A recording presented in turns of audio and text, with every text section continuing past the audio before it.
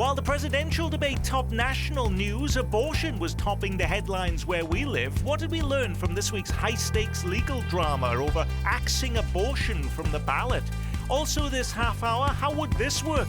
We take a closer look at plans to ban voting machines in Missouri and hand count every vote. And a shocking new report out of Kansas on how 1 in every 50 mail-in ballots are simply not counted. This is not a Bed Bath & Beyond coupon.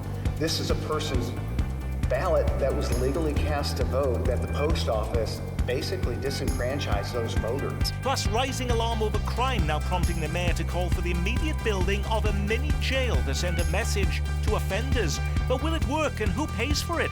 Those stories and the rest of the week's news straight ahead. Week in Review is made possible through the generous support of Dave and Jamie Cummings, Bob and Marlise Gorley, the Courtney S. Turner Charitable Trust, John H. Mize, and Bank of America N.A. co-trustees. The Francis Family Foundation through the discretionary fund of David and Janice Francis. And by viewers like you. Thank you.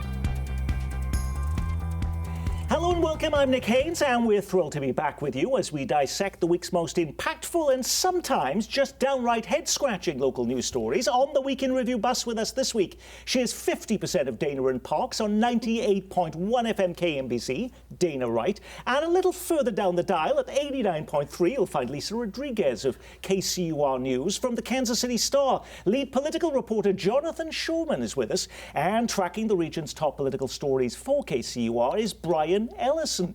Now, while the presidential debate gobbled up most of the national news attention, closer to home, it was a stunning legal saga over abortion. For at least 72 hours this week, it looked like a long-awaited public vote on abortion in Missouri was going to be stripped from the ballot after a judge ruled the measure violated state law because it failed to mention what other laws could be struck down if it was approved. As panic and anxiety set in among the measure's supporters, the Missouri Supreme Court steps in at the last moment and orders county election officers to put it before voters.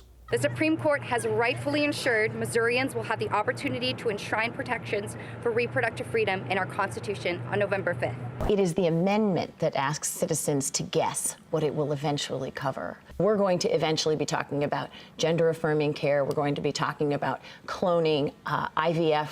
We're going to be talking about anything having to do with reproduction. Now, for all the drama and headlines, many Missourians are still scratching their heads about why there was such a legal fuss in the first place. Jonathan, we all know that there are signature requirements and where they have to come from to get on the ballot. But many of us were hearing about this for the first time. Do all ballot measures, if you're going to be a constitutional amendment change, have to list all of these laws that might possibly be affected if they were to pass? Well, there is a requirement that these ballot measures have to list the laws that would be repealed.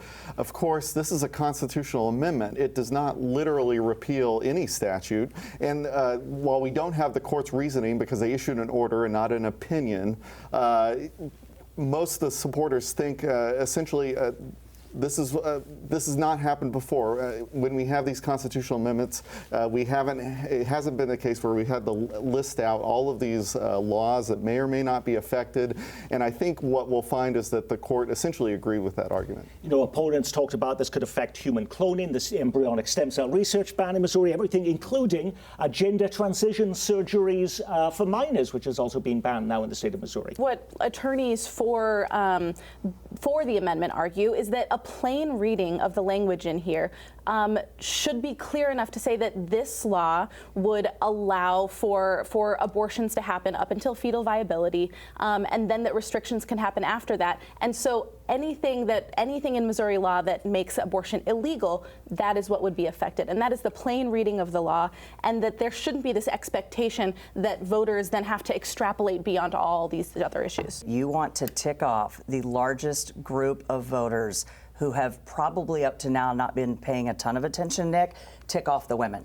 Everyone knows someone who has had a miscarriage, and you start legislating women's health, quite frankly, with a bunch of older men in Washington, you will drive so many women, even Republican women, to the polls to say, stay out of my decisions that are for me and my doctor to decide.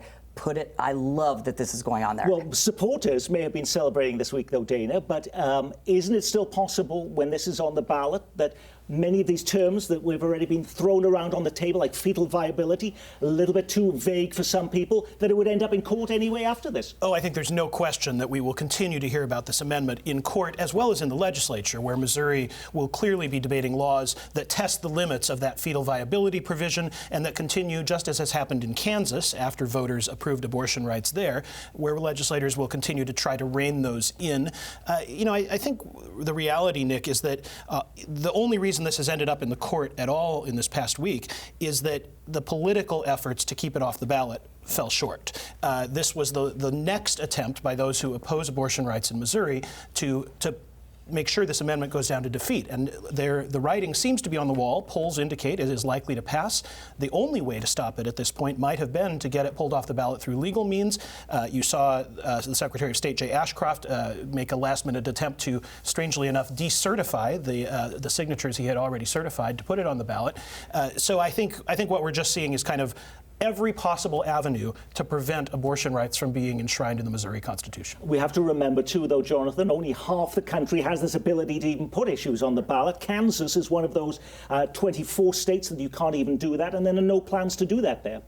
Right. I mean, you would be basically asking Kansas lawmakers to give up some of their power, which I think is probably a tough ask for a lot of folks. There has been efforts in the past, discussions in the past in Kansas. Governor Joan Finney, for example, supported the idea. You might have been... Yes, remember her very well. But it ultimately hasn't gone anywhere, and without the ability to put something on the ballot, it's difficult to imagine, at least in the near-term future, Kansas lawmakers doing that. I mentioned something that Dana said, obviously, that was really getting the rage of a lot of women in this state.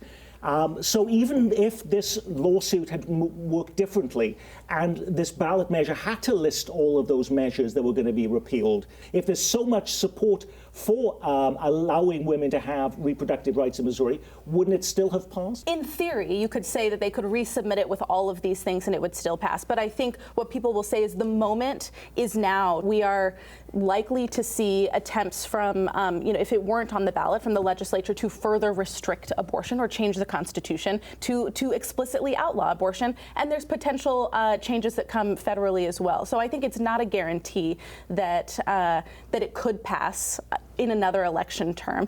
And its effect on other races right now, particularly on the Democratic side, is a reason why proponents want it on now. This has the potential to drive people to the polls in November in a general election where there's a presidential candidates on the ballot and all sorts of down ballot races that this could energize. I think there's also a procedure issue, Nick, where what are the implications of doing this in the future? If the court had required that every statute that could potentially be affected by a passage of a constitutional amendment list those on the ballot, what would that mean even for the other items on this election ballot?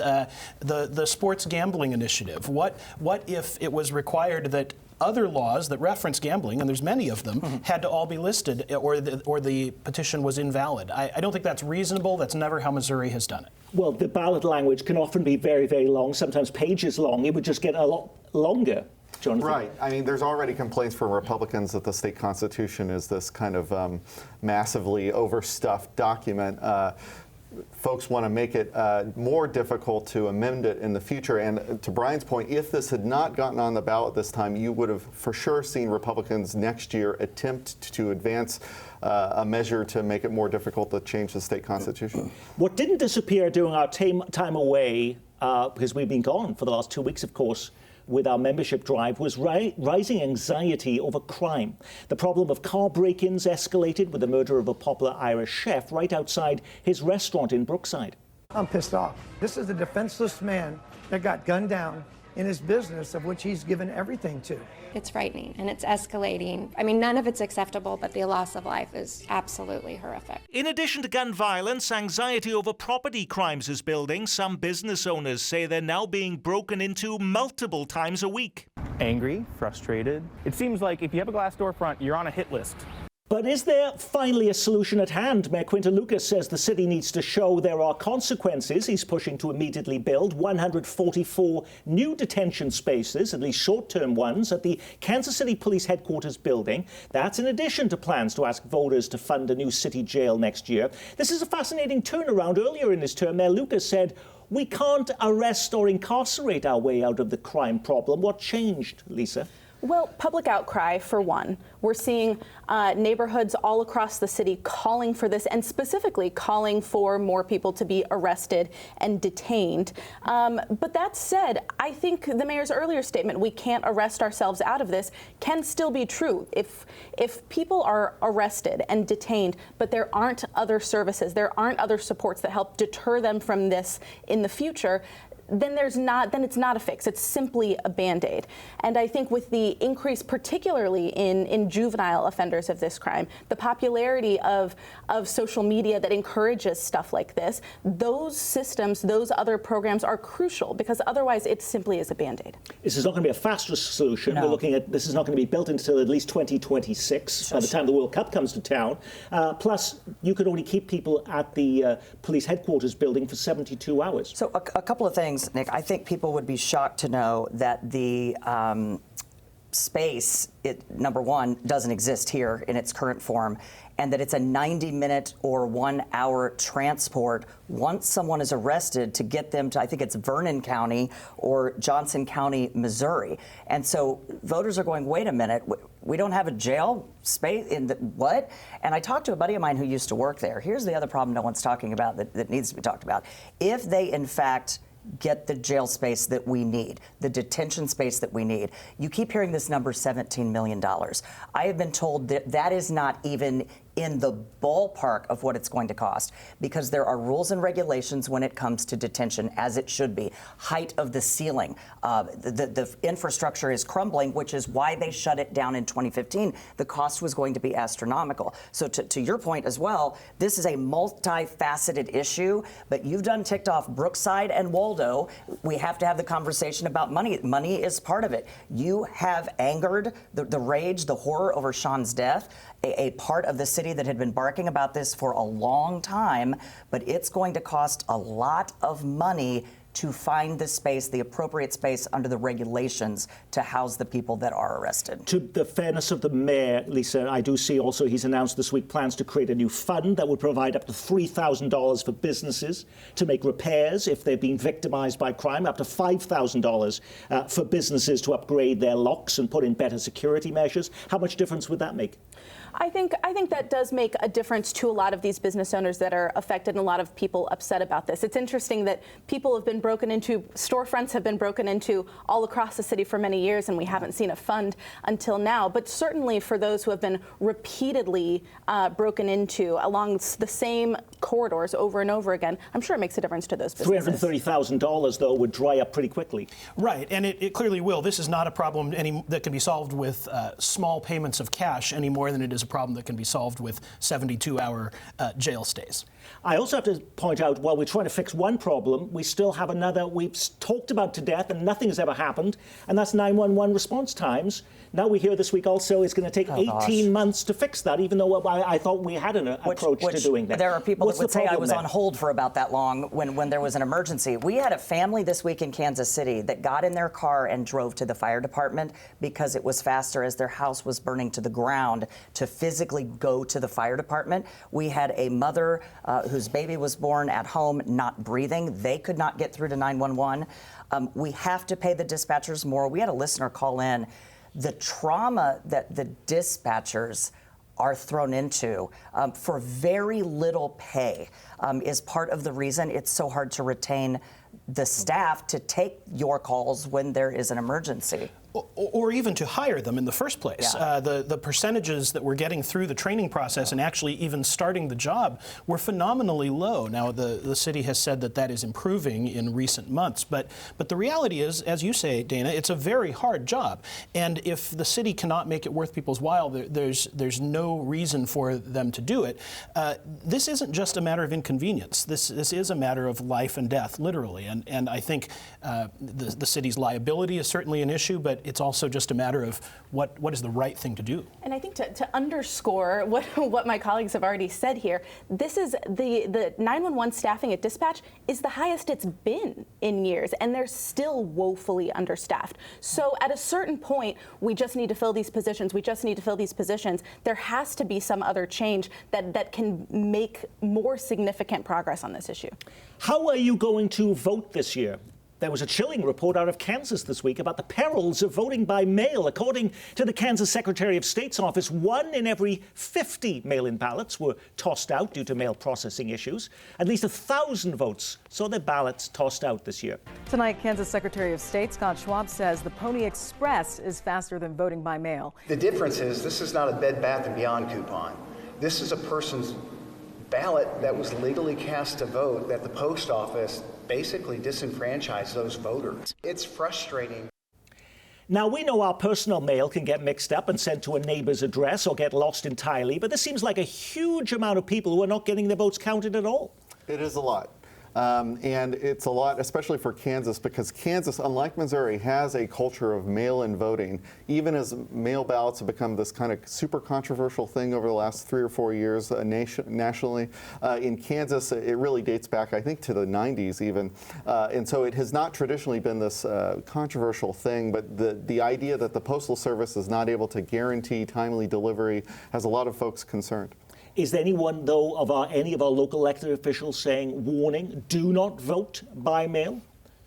I have not heard that. I think they want everyone to vote however they can, but I think the reality is that if I have the choice, I'm going to think twice about it. And I think our reality, Nick, is that election security, election integrity are such hot-button issues. They become political and sometimes partisan terms that if the United States Postal Service is aggravating that problem with the way it's conducting deliveries, that's going to become a real problem for politicians, potentially of both parties. And in this case, some of the mail was not postmarked. It wasn't just because they got there late. If it doesn't have a postmark on it, it is not counted. We've just lost confidence in the system, and that is so unfortunate for a variety of reasons. We hear from listeners all the time that say we're getting mail 2 days a week or every other Thursday, and in the rural areas especially, we need to figure out something to restore the confidence in the system. Now, if you live in Missouri, could some big changes to how you vote be on the way? The leading candidate for Secretary of State in Missouri wants to ban electronic voting machines. Denny Hoskins, who currently serves as a state senator, wants to require all ballots to be hand-counted. Now, if he wins in a few weeks, will thousands of voting machines be on the scrap heap? How would this work, Jonathan? Well, I think it would require the legislature to approve it. Now, Hoskins, if he wins the race, will have a platform to advance this policy, but it is an open question about how much support he can garner from his fellow Republicans, and could he get Governor Mike Kehoe, if he's elected to, or Lieutenant Governor rather, if he's elected governor, to sign a bill like that. Now, we as Americans, by and large, like fast results on election night. Would it end up being election week if we started hand counting these ballots, Lisa? Very likely, yes. The reason that we switched to voting machines and electronic counting machines is exactly because humans err, and they take time, and it's slow, and particularly after a long election day. So the reason we switched to this is to make elections more secure, to make them more efficient. And now we're seeing the same arguments used the other way around. It's interesting. It doesn't matter if they're Republican or Democrat. If they work for the election board, they're all universally saying this is a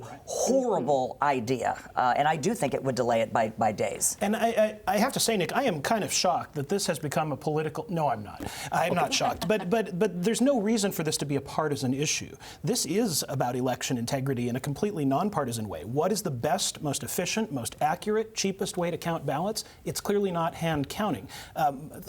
We should note that Lieutenant Governor Kehoe has not said he would sign such a measure even if a future Secretary of State Hoskins got it through the legislature.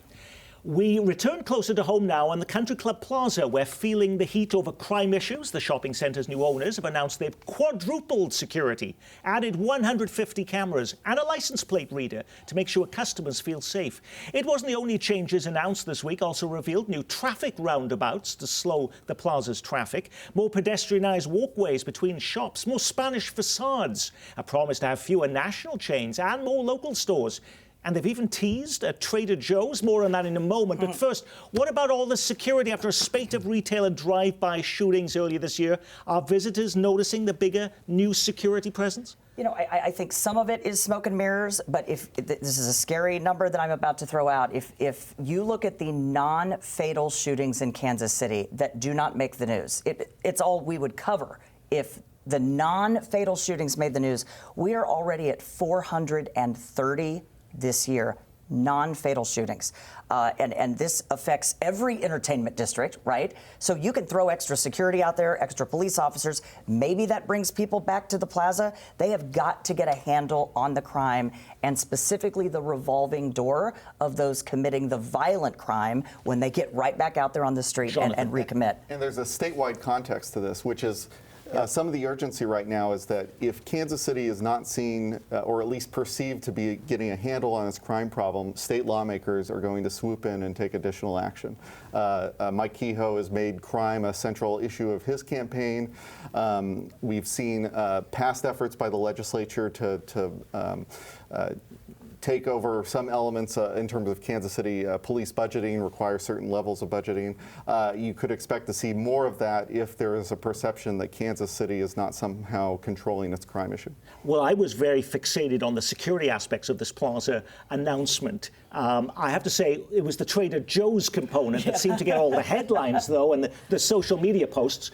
Why a Trader Joe's? There's one down the road. Are they really teasing a Trader Joe's coming to the Country Club Plaza?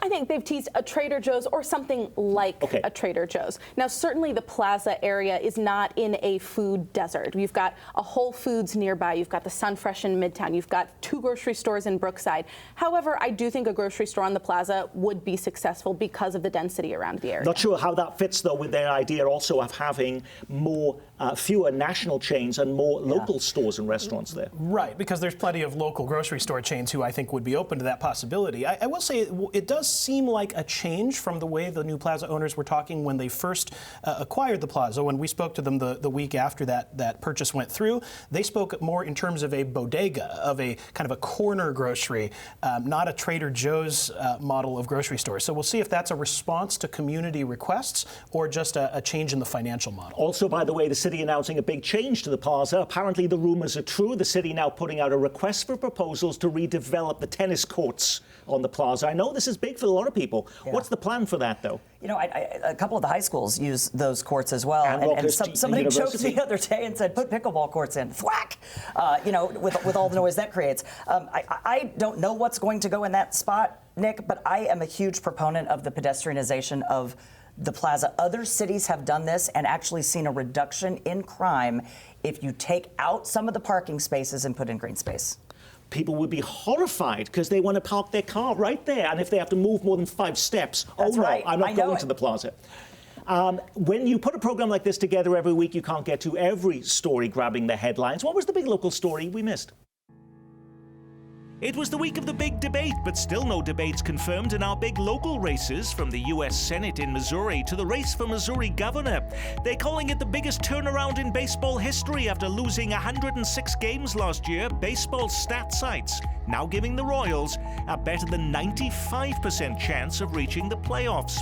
Former Johnson County leader Annabeth Serbaugh dies, and that escalated fast. Lawsuit number 30 filed against the Hereford House, even though the Leeward Steakhouse is now closed. And don't steal our name. Mission Taco now forced to rebrand after being sued for trademark infringement. The growing Missouri chain now being called Session Taco. The horrifying images may be fading from our memories, but some parts of the metro still marking the anniversary of the 9/11 terror attacks.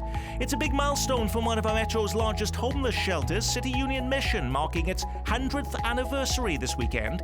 And prepare to be scared. Kansas City's haunted houses reopen this weekend, and there's a new kid on the block. The director of the Saw horror movies is bringing Hollywood-level terror effects to a remote 100-acre forest in Bonner Springs. Exiled opens this weekend. Brian, I know you like to get scared. The haunted houses has to be your big story missed, right? You know, I'm a lot more anxious about how the Royals are doing, Nick. And even if you hadn't included them in your list, I would have mentioned them anyway. to be playing meaningful September baseball is a top story for this region. And I think we're getting a little taste. We're remembering 2015 when you would turn on the game and every pitch mattered. And we haven't felt that way in a long time around here. I think it has political implications, too, for all the things the Royals want to accomplish with a downtown stadium or somewhere else in the community. The community feeling good about the team is going to be an important part of that. Lisa. On Thursday morning, a judge upheld the conviction of Marcellus Williams, a death row inmate that prosecutors believe is innocent. So unless the U.S. Supreme Court intervenes, Missouri will execute him on September 24th. Jonathan. Kansas lawmakers have approved a series of audits into the State Department of Commerce after an ex-official turned up dead, essentially, in a single car crash last month. He made a series of allegations about the department that they have denied, but they're going to investigate some of the hiring process in terms of how he got hired and also look at somehow the pandemic era grants were distributed. And Dana. Royals are playing ball, Chiefs are playing ball. We have never had so many people weigh in on a man's toes as we did this last football game. But I do want to give a nod to the 9/11 anniversary, and I think it's important to remember that we all remember exactly where we were, but there were grandchildren of those victims reading the names off this year of victims they never met. And we are losing some of those stories and that history, and it's important to remind our children and now our grandchildren what happened on that day. And on that, we will say our week has been reviewed, courtesy of Dana Wright, 2 to 6 on 98.1 FM KMBZ, and from 89.3 FM KCUR, Lisa Rodriguez. From your Kansas City Star, Jonathan Shulman, and KCUR's Brian Ellison. And I'm Nick Haynes. From all of us here at Kansas City PBS, be well, keep calm, and carry on.